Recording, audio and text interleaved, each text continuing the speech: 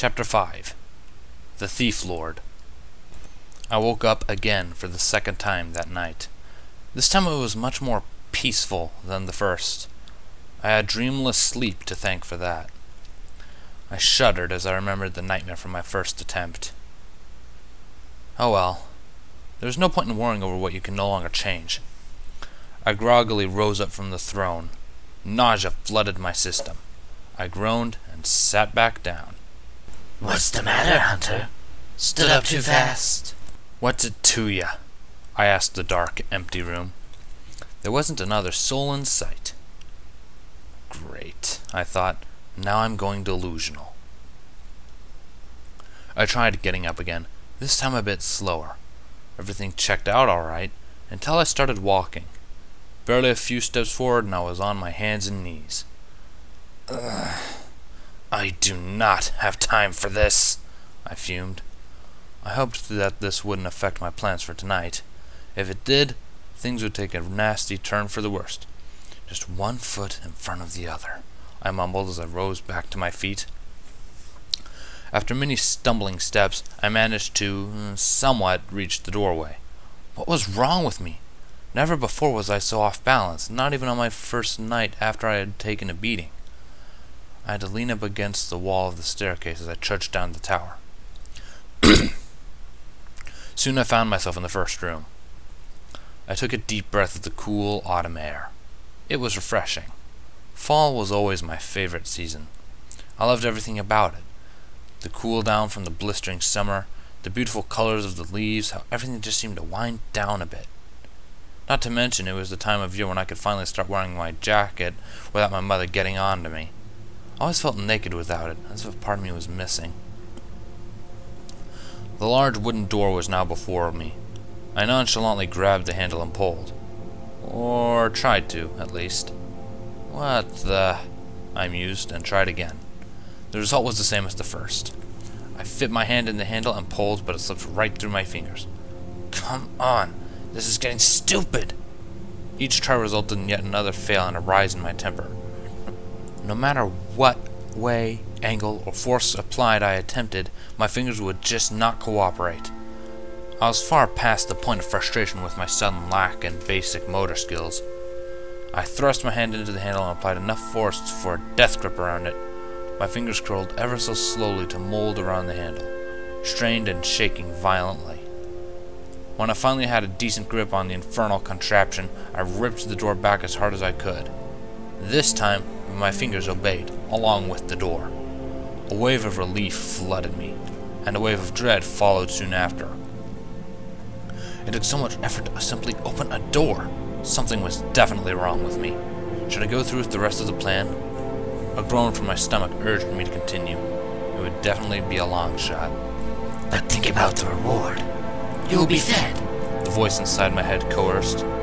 Not to mention that if you succeed, you'll surely be able of doing it again. I couldn't argue with that logic. The voice came from my head. That made it reasonable, right? I took another relaxing breath of night air. This was it. Tonight would become the archetype of my new lifestyle until I returned home. A life of thievery, stealing from the ponies to keep myself alive, or a life of who knows what if I failed. A new life. I chuckled weakly at the thought and began my trek.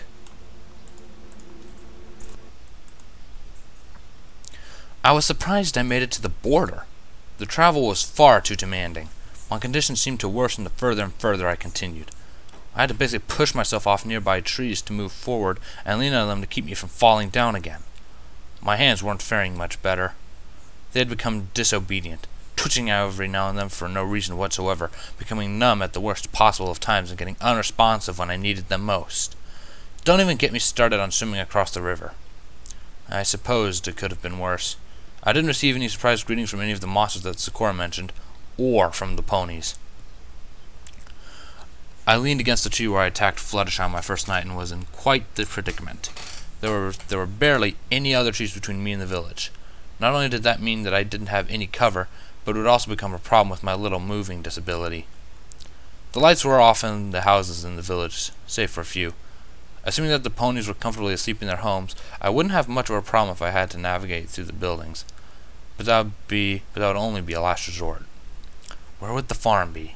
It couldn't have been in the village. That just wouldn't make any sense. Besides, I recalled seeing it near the outskirts of the town. I couldn't see any barn-shaped silhouettes from where I was. Maybe I just needed to get closer. I fixed my sights on the nearest tree and pushed myself off of mine. Halfway to it, I lost my balance and fell face first into the cold earth. I lay there in defeat. This was pathetic. Why was I even doing this? For food? Ha! I could just lay here through the remainder of the night and wait for some pony to pick me up. What's the worst they could do? They were ponies. Don't you dare give up now, The voice shouted. We refuse to sit by and watch you waste away. Move. I raised myself back on my hands and knees, motivated by the subconscious outburst, and mentally slapped myself for my readiness to quit. I glared at the tree with renewed vigor. Whatever was coming over me had best knock it off, because I was going to that tree, even if it was the last thing I was going to do. The ground seemed to drop by hundreds of feet as I rose up. Everything tilted in correspondence to every step I took. The tree was drawing closer and closer. I could finally reach it. I allowed myself a sigh of relief as I rested against the welcoming bark. A sense of accomplishment filled me. The journey wasn't as bad as I had originally thought. The voice in my head was really starting to work out for me. The barn was still out of sight. I'd have to keep moving until it came into view. I took in a deep breath. This was going to be a long night. Can't have you following us. It's too dangerous for fillies. I froze at the sound of the voice. Luckily, I was already at a tree when I heard it. Unluckily, such a tree was dangerously close to the village. I sneaked a peek around the trunk to see the conversation. There were 7 ponies, 3 of which were much smaller than ones I have seen. But Twilight, I cringed at the familiar name. We want to help you catch the monster, one of the smaller ones piped up. Yeah, maybe we can get our cutie marks as monster catchers, another small one exclaimed while jumping in the air. Did my eyes deceive me, or did it actually hover for a second? No, like I said, it's too dangerous for fillies, one of the larger ones, Twilight, if one were to judge by voice, said with finality. Oh, a chorus of 3 moaned. I could see the 3 small ponies' heads drop. But how come y'all get to go? One of them asked. From the faint light of the moon, I could see a pink bow in her mane. It ain't fair. We want to help. Oh, we know, Sugar Cube, a larger pony said. I couldn't forget that voice. It was the same voice as the orange pony who tied me up. Twice. Applejack, was it? But we're only doing this to protect you. Do y'all know what that thing did to Rarity and Fluttershy? Yeah, we know, the second small pony exclaimed. It put Rarity in the hospital and Fluttershy's too chicken to come out of her house now. But that's why we want to help, shouted the first little one. That thing hurt my sister. She sounded as if she were on the verge of tears. Did I really hospitalize a pony? Doesn't matter. Twilight tried to calm her. Yes, and that's why we're trying to find it. We're going to find out just what this monster is and send it back to where it came from. But we can't have any of you in harm's way. But, harmonized to the trio. Sorry, Squirts, we don't have time for any of this. Another of the larger ponies said impatiently. She elevated herself with 2 wings. I have a score to settle with that monster. Rainbow Dash, we're not doing this for some contest. We're doing this for the good of Ponyville, Twilight said. You 3 need to head home. We'll be back as soon as we can. Promise. But where am I supposed to go? Rarity's in the hospital and my parents are on another of their vacations. I don't want to be home alone. Y'all can stay at my place, the pink-bowed pony said. You can come too, Scootaloo. We have a sleepover at the barn. The barn? Well, I knew who I was following. Well, that sounds like a good idea. Y'all 3 head up to the farm for tonight and we'll come back later, Applejack said. Yeah, hopefully with that monster too, Rainbow Dash added. But first, Twilight interjected, we need you ponies to not follow us. Am I clear? The trio let out a sigh of defeat. Yes, Twilight. Good. Pinkie Pie, did you get the lights? Yep! You're not going to believe how hard it was for me to find these heartwarming daylights. Suddenly a pink man was lit up like a Christmas tree. I got some flashlights and torches. This is going to be the best search party ever! With that, she started hopping in the direction of the forest, also known as my direction. I scooted around the trunk to keep away from the intense, multicolored light she was giving off. After reminding the smaller ponies to stay safe, the other three followed her lead. As the last of them disappeared through into the forest, I turned around to find the ponies I would be following. They were already heading deeper into the town, the very place I was trying to avoid. Desperate times call for desperate measures. My little stalking adventure was going quite nicely. We, the three small ponies, and I, were probably about halfway into the town, give or take. Using the buildings as a balance, I followed them as quietly as a human with a sudden lack of balance could. So, what do you guys think the monster looks like? The orange and purple pony asked. I don't know. Applejack said it was really tall, like 20 feet tall or something. Pinkbow mused. You think they can handle it? Are you kidding? Rainbow Dash is with them. I'm sure they're going to be fine, the orange one assured. A slight quaver in her voice betrayed her true thoughts, though. An awkward silence invaded the air. Are you alright, Sweetie Belle? Orange asked. You've been pretty quiet. The silent one, Sweetie Belle, I assumed, released a deep breath. I'm sorry. I just can't help but think about what that thing did to my sister. Why would any pony want to hurt Rarity? Sure, she can be pretty mean sometimes, but she's still a nice pony. Why would any pony do that? Rarity, Rarity, Rarity. Why did that name sound so familiar? It had to be one of the ponies I had met, but which one? There was Twilight, Pinkie Pie, Applejack, Rainbow Dash, and Fluttershy. The only pony left that it could have been would be... Oh my gosh. Rarity was the white unicorn who kicked me in the head on my first night here. She was the one I beat with my bare hands. She wasn't as decorated as yesterday either. It was true. I really did hospitalize the pony, and I was stalking her little freaking sister. Don't worry about her, sweetie. The doctor said she will be healthy as a horse in a few weeks, Pinkbow soothingly said. Yeah, Orange popped up, and I'm pretty sure that Rainbow Dash will get that monster and make it sorry it ever stepped hoof in Ponyville. Believe me, I thought, it already regrets it. A few minutes later, the barn came into sight. I lagged behind the three even further to come up with a game plan. Whoever had this barn had quite a lot of food.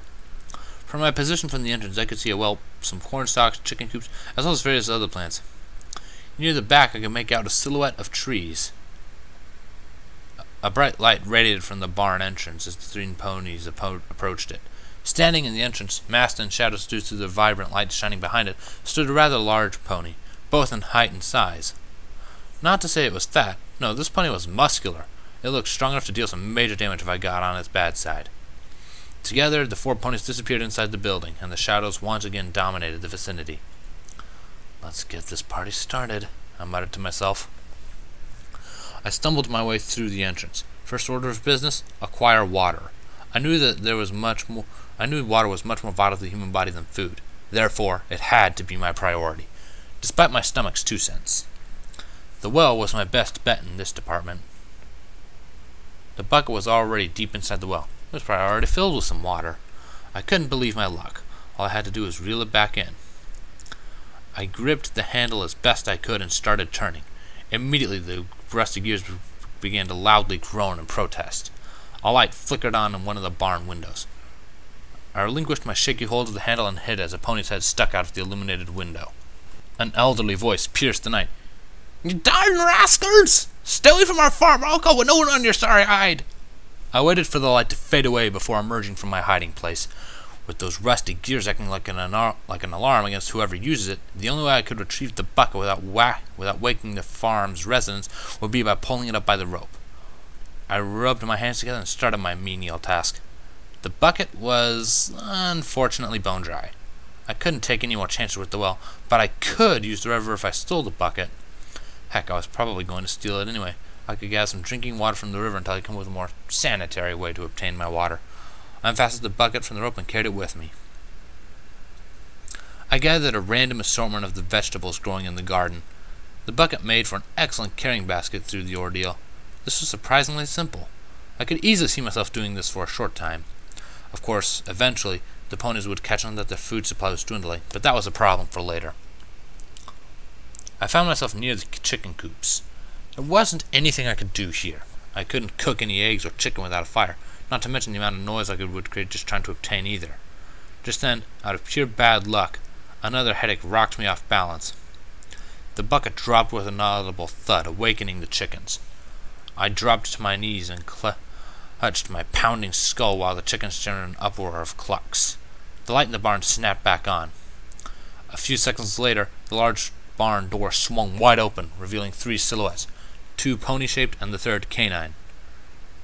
"Don't say I didn't warn you!" cried the other voice. "Sick 'em, Winona!" A dog's high-pitched yapping suddenly filled the night as the canine silhouettes bolted in my direction. I quickly gathered my harvest and stumbled to the trees, thinking they were part of the forest. Boy, was I wrong. There may have been trees everywhere, but it wasn't a forest. It was more of an orchard, an apple orchard to be exact. I didn't stay to admire the sight, though. The dog was getting much closer. In a desperate attempt to escape, I dropped the bucket and scrambled up the nearest tree. My strange condition made it near impossible, but I still managed to retreat up the branches. The dog stood barking at the base of the tree. I couldn't help but feel a bit cocky at the moment. With my height advantage, there was no possible way it could reach me, and yet it was still trying to intimidate me with one of its meaningless barks. "What's the matter, mutt? Can't climb trees?" I laughed. The dog barked angry in response. A deep voice interrupted my gloating spree. "It's okay, Winona. I can take it from here." Through the branches of the trees, I could see the large and muscular pony from before. The moonlight showed the red hue that covered the bulk of his body. He had some sort of harness around his neck, too. Quite an odd sight, if I were to say so. "Now, are you going to come down from there, or am I going to have to make you come down?" Out of curiosity, just how are you going to make me? I smiled at my own question. "I'm pretty sure you need hands to climb a tree." Instead of answering my question, the pony simply turned his back to me. Then, with a swift kick from his hind legs, the tree shook with great intensity. I lost my footing and fell out of the tree, accumulating a great beating from the branches during my fall. The end of my fall was punctuated by an audible thud. The pony loomed over me with a bored expression. "You're in a heap of trouble, mister," he said. Things were definitely not looking good for me. This pony had easily proven his strength. I was still trying to wrap my head around how he managed to knock me out of the tree by simply kicking the trunk. "How's about we make a deal?" I tried. "I'll turn, say, half of what I stole and we can pretend this never happened. Deal?" "Nope." What if I returned 3/4? "Nope." If I just kept the bucket? "Nope." I sighed. "You're not going to let me go, are you?" "Big Macintosh, is everything alright?" my young voice cried. The large red pony turned around, giving me just enough time to gather my stolen goods and hightail it out of there. I ran deeper and deeper into the apple orchard. My balance worsened, but there were enough trees around me to keep me upright. Having this raid staged tonight was really starting to take its toll on me. My internal clock told me that I should be asleep right now, despite having slept twice before now. My brain was having a hard time perceiving just how far the trees actually were from me. A wave of nausea flooded my system. I wasn't going to make it in this condition. I knew that for a fact. If I wanted to survive this night, I would need to find shelter. Fast. "Keep moving. It's too dangerous here," the voice urged. My body begged for rest. It had become a conflict between mind and body, and both sides had good arguments. My body ultimately won, however, as shelter came in the form of a tree house. This time it was an actual tree house, not one of those house in a tree things. The tree house was very well built, with a single structure sprouting off of the raised platform around the tree. A sturdy ramp led up to the inside, a seemingly firm integrity to top it all off. This was by far the greatest treehouse I had ever laid eyes on. I staggered up the ramp and entered the building. Whoever built this earned a lot of respect from me as I inspected the interior. I had to constantly remind myself that it was made by and for a pony, which meant low ceilings and everything else generally smaller than what I was accustomed to. My head connected with a hanging glass object. It was a gas lamp, or at least that's what I thought it was. I've never really seen a real one to judge it by. I raised a hand to turn it on. "Don't do it. You'll be setting off a flare for the ponies to follow." I lowered my hand back to my side. This voice, I didn't know what to make of it yet. It was definitely helpful, but it was bordering on annoying, too. I stretched an arm to navigate around the dark building. My fingers brushed up against the ladder, which I tightly grasped and started climbing. The upper room was much smaller than the first. I had to crouch down almost halfway to keep from my head hitting the ceiling. Regardless, this is what I was looking for. I curled up on the floor and closed my eyes. Just a quick rest, I promised myself. Then I would return to the forest and try to find my way back to the castle. I took out an apple from the bucket and started nibbling on it until I drifted to sleep.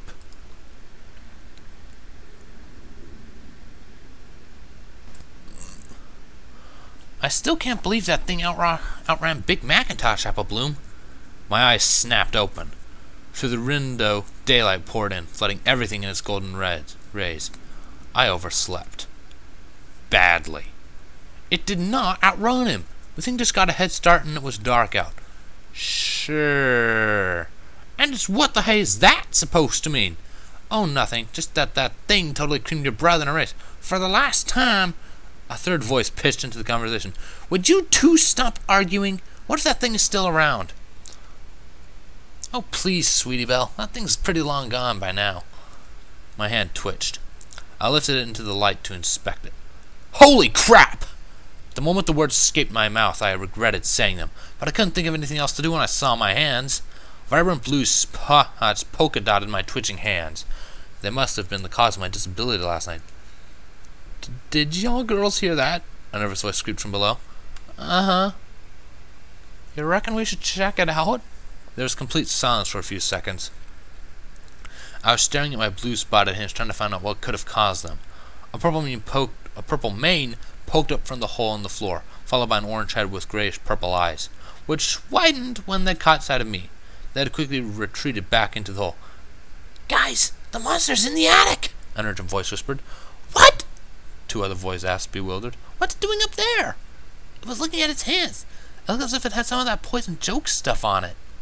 Poison joke? Now that I know I've heard of. I continued staring at my hand, hoping to find the answer. The color reminded me of that flower I found in Zeccora's hut. I recalled the poem she recited about it and confirmed that my epidemic had to have been caused by the flower. What did Zeccora say about the cure was? Something about a bath? I instinctively reached for one of my belt loops. The pouch was still tied onto it. Now all I needed to do was go to the river and take a bath, and I'd finally get rid of this problem once and for all. There was still that problem with the 3 ponies underneath me, however. They're probably just children, the voice told me. Just go down there and walk out. You can probably scare them off if you play your cards right. It sounded like a plan to me. I rose up to my feet, hitting my head on my ascent in the process, grabbed my bucket, and staggered to the hole. The hole zoomed in and out of my focus as my contaminated mind tried to perceive its depth. I tried to put a foot on one of the rungs of the ladder, but slipped and fell to the bottom instead. I hit my back and my bucket spilled its contents across the floor. It's the monster! One of the 3 ponies screamed. I ignored the cry and tried to get back up again. The treehouse tilted to the side a bit, and I leaned my weight against the nearest wall. When everything was correctly oriented, I pushed myself off the wall and gathered the stolen food. Why is it trying to eat us? The pink-bowed pony asked. I turned around to face the yellow and red pony, whose eyes grew wide in fear. I covered the space between us and knelt down. Excuse me, I mumbled, as I grabbed an apple next to her hoofs. After depositing the shiny red fruit in the basket, I left the treehouse. I could feel their eyes boring into my back as I trudged further and further away. Soon I found the forest, the path I was on, and eventually the river. The water was as smooth as glass. I plopped down to my knees on the riverbank and gazed into the water's reflective surface. I was a mess. My hair was in complete disarray. Quite an impressive feat considering how stubborn it was about staying the same shape. My face, like my hands, was covered in blue polka dots, plus a little bit of grime to complete the picture. It was time to make some changes. I took off my jacket and shirt and observed my body. The blue spots had spread out to my elbows on my arms and down to my chest from my head. A chilly breeze blew by, sending goosebumps up my arms. I poked a finger into the river and withdrew it quickly as the Arctic liquid froze it. Let's get this over with. I gave my torso a quick scrub down with the icy water and opened, with much difficulty, Zeccora's pouch. There was a small assortment of leaves contained inside. I debated the best way to wash myself in the given conditions, and eventually decided to empty the bucket and use it to hold my bath water. I scrubbed myself down with the strange leaf and water mixture. As I did, the blue dots washed right off of me. Soon, both my arms were spotless. I held my breath as I washed the polka dots off my face. The frigid water gave me an odd sense of rejuvenation, like I was just now waking up. At the end of the bath, I emptied the bucket, put on my clothes, retrieved my food, and crossed the river. I had the difficulty keeping the food above water level, but managed to reach the end without dropping anything in the river. The journey to the castle was much easier than it had been at night. I could now flex my fingers with ease, and my balance was back to normal. The castle came into view. I opened the wooden doors with ease and climbed up to the staircase. I paused in the doorway of the throne room and breathed in the autumn air. This was it. My new life. A life of sneaking off in the middle of the night to steal food when needed. I crossed the room to meet the throne. A life of survival. A life where all odds are against me. I turned around and surveyed the room. A life of solitude. I chuckled at the irony of my situation. I always was more comfortable alone, and my friends used to joke about it. Of course, they were always just joking, and I laughed with them. I sat down on the throne and felt a strange feeling. Freedom, uncertainty, fear, even. It didn't matter, though. What had happened to me was now part of my past, present, and quite possibly my future. It was time to embrace it. Of course, I would still be searching for a way back home. There was no telling what was going on with my family, or at school for that matter. I would have to find a way back. Not just for their sake, but for mine as well. I grabbed a shiny apple from the bucket I placed on the ground. I lifted it up in the air as if to make a toast. Cheers to my new life, I announced to the empty room. A life of stealing under the cover of night and searching for a way home during the daylight. I took a large bite out of the apple. To our new life. I eyed the apple thoughtfully. And to the strange voice in my head. Who knows where I would be without you? A good question indeed. I'm sure this will be the beginning of a beautiful friendship, I said as I took yet another bite of my apple. For the rest of the day I feasted on my harvest, every now and then talking to the voice in my head. I no longer cared if I was going insane. I had someone to talk to now. A new life. One filled with insanity and misadventures. I had a plan. Now, all I had to do was survive.